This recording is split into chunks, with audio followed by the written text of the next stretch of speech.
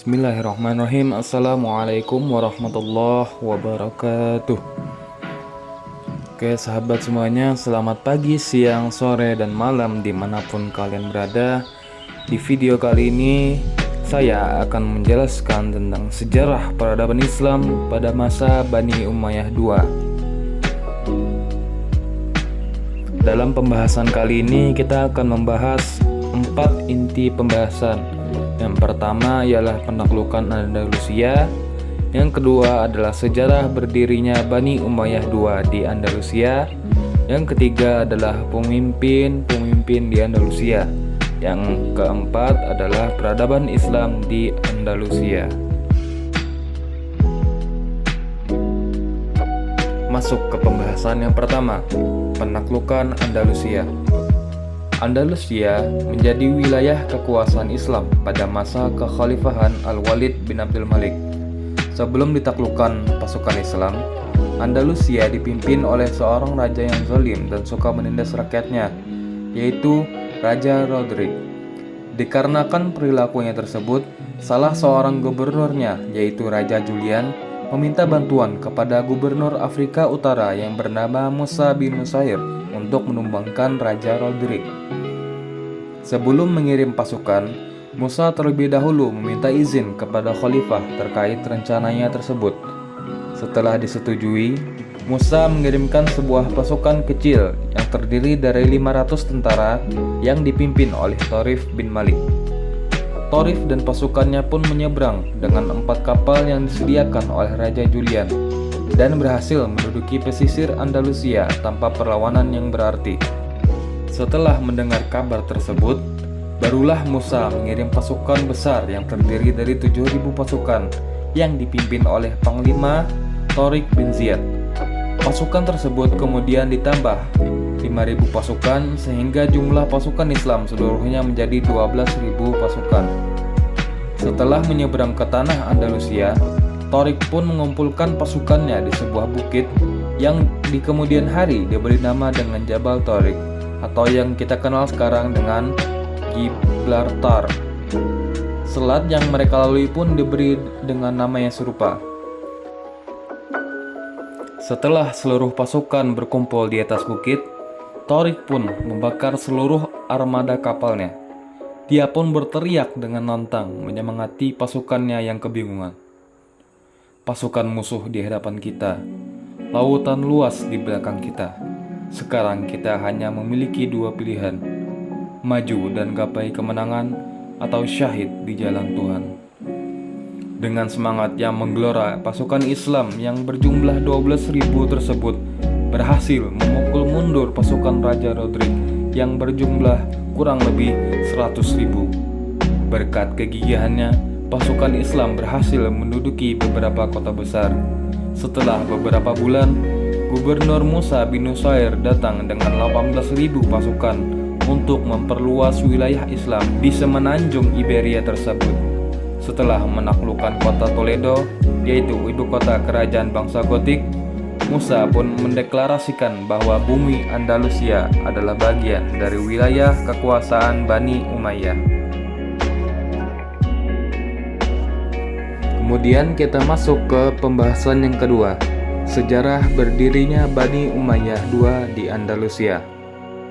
Setelah Abul Abbas As-Saffah dibaiat menjadi khalifah pertama dari Bani Abbasiyah, beliau menunjuk pamannya, yaitu Abdullah bin Ali, untuk menjadi gubernur di Syam, di daerah basis kekuatan Bani Umayyah yang tersisa. Di sana, Abdullah bin Ali membantai sekitar 90 orang keluarga Bani Umayyah, dan hanya sedikit yang dapat melarikan diri dari kejadian tersebut, yang mana salah satu dari yang selamat ialah Abdurrahman bin Hisham bin Abdul Malik. Setelah mengarungi padang pasir selama kurang lebih 3 tahun, Abdurrahman pun berhasil mencapai Andalusia. Saat itu, Andalusia dipimpin oleh Yusuf Al-Fihri, orang yang berkhianat dan memisahkan diri dari Bani Umayyah di Damaskus. Setelah berhasil mengumpulkan pasukan yang masih setia pada Bani Umayyah, Abdurrahman pun berhasil melengsarkan kepemimpinan Yusuf dan menjadi penguasa tunggal di tanah Andalusia. Sekarang kita masuk ke pembahasan yang ketiga, yaitu pemimpin-pemimpin di Andalusia. Kepemimpinan di Andalusia bisa kita bagi menjadi 3 bagian. Yang pertama ialah keamiran. Setelah berhasil menjadi penguasa di Andalusia, Abdurrahman Ad-Dakhil memproklamirkan Andalusia sebagai sebuah negara yang terpisah dari pengaruh Bani Abbasiyah di timur.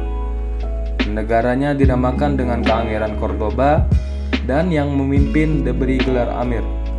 Adapun Amir yang pertama itu adalah pendirinya sendiri, Abdurrahman bin Hisham Ad-Dakhil, yang berkuasa dari tahun 756 sampai dengan 788 Masehi.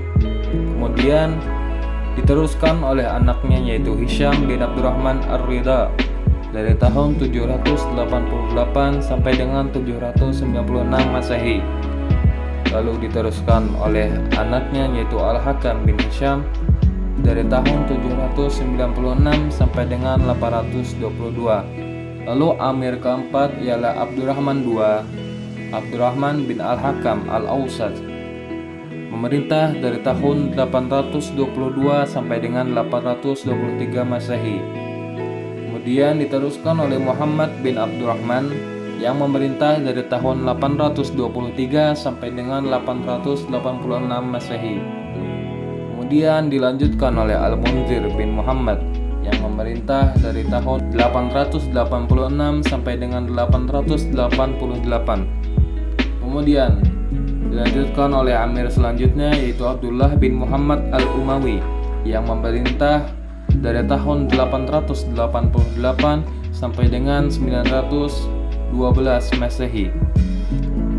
Kemudian Amir terakhir yaitu Abdurrahman III An-Nasir bin Muhammad bin Abdullah yang memerintah dari tahun 912 sampai dengan 929. Kemudian kita masuk ke fase 2 yaitu kekhalifahan. Gelar Amir berubah menjadi gelar Khalifah pada masa kepemimpinan Amir Abdurrahman bin Muhammad atau Abdurrahman III An-Nasir. Penggunaan gelar Khalifah bermula dari berita yang sampai kepada Abdurrahman III bahwa Al-Muqtadir, yaitu Khalifah Abbasiyah di Baghdad saat itu, meninggal dunia dibunuh oleh pengawalnya sendiri.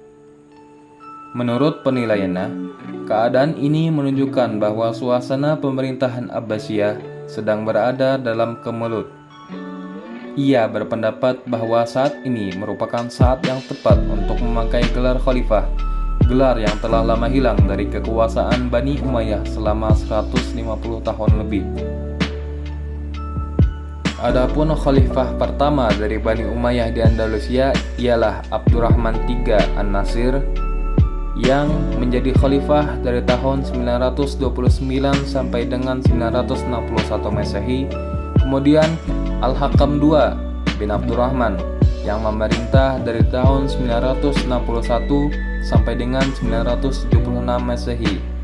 Kemudian digantikan oleh anaknya yaitu Hisham III bin Al-Hakam, yang mana saat dilantik ia berumur 10 tahun. Yang mana Hisham ini memerintah selama 2 periode. Periode pertama dari tahun 976 Masehi sampai dengan 1009 Masehi. Kemudian dilanjutkan oleh Muhammad bin Abdullah yang hanya memerintah kurang dari setahun, yaitu pada tahun 1009 Masehi. Yang kemudian dilanjutkan oleh Sulaiman bin Al-Hakam yang memerintah dari tahun 1009 sampai dengan 1010 Masehi, yang mana kepemimpinan kemudian dikembalikan kepada Hisham bin Al-Hakam yang memerintah kembali dari tahun 1010 sampai dengan 1013 Masehi. Setelah itu, kepemimpinan diberikan kembali kepada Sulaiman bin Al-Hakam, yang mana ia pun memerintah dari tahun 1013 sampai dengan 1018 Masehi. Setelah itu, kekhalifahan diberikan kepada Abdurrahman IV bin Muhammad, yang mana ia dilantik dan dibunuh pada tahun yang sama, yaitu 1018 Masehi. Dari tahun 1018 sampai dengan 1023 terjadi kekosongan kekhalifahan, yang mana kursi kekhalifahan kembali diisi oleh Abdurrahman V yang memerintah pada tahun 1023 sampai dengan 1024 Masehi. Kemudian dilanjutkan oleh Muhammad III bin Abdurrahman yang memerintah dari tahun 1024 sampai dengan 1025 Masehi. Dilanjutkan oleh khalifah terakhir yaitu Hisham III bin Muhammad yang memerintah dari tahun 1026 sampai dengan 1031 Masehi.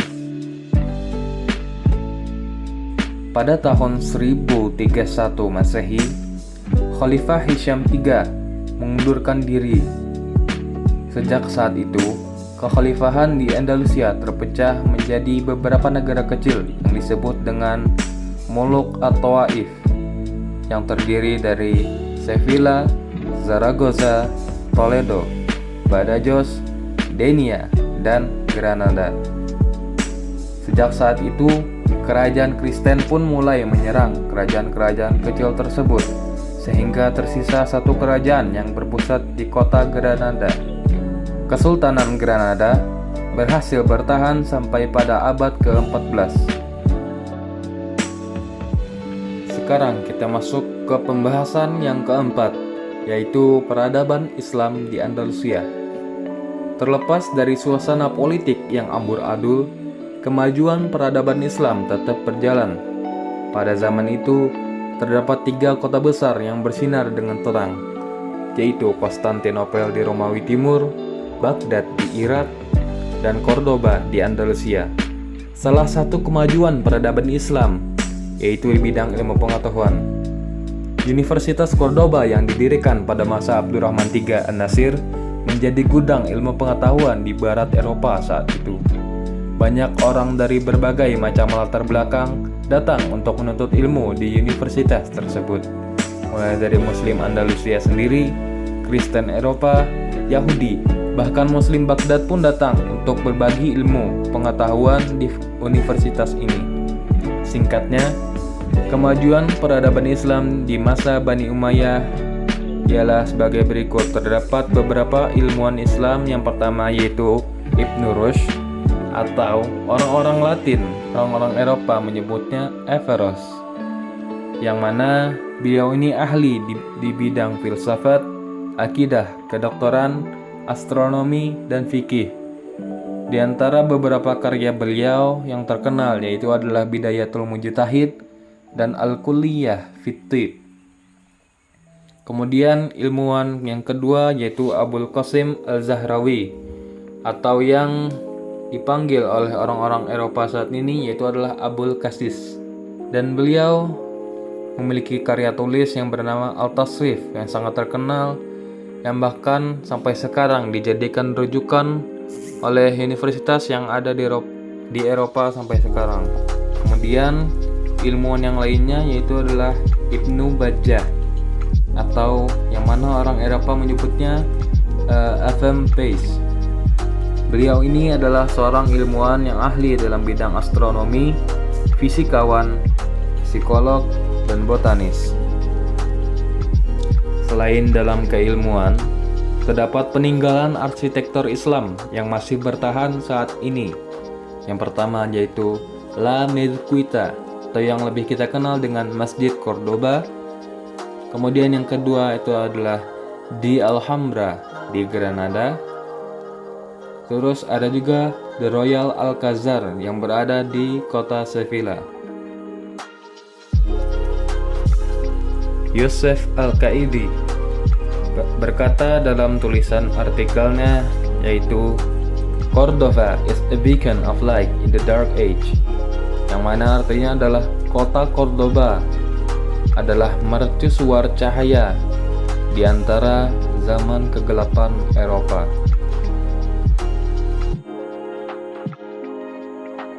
Mungkin sekian dari kami, salah khilaf mohon maaf. Terima kasih atas segala perhatiannya.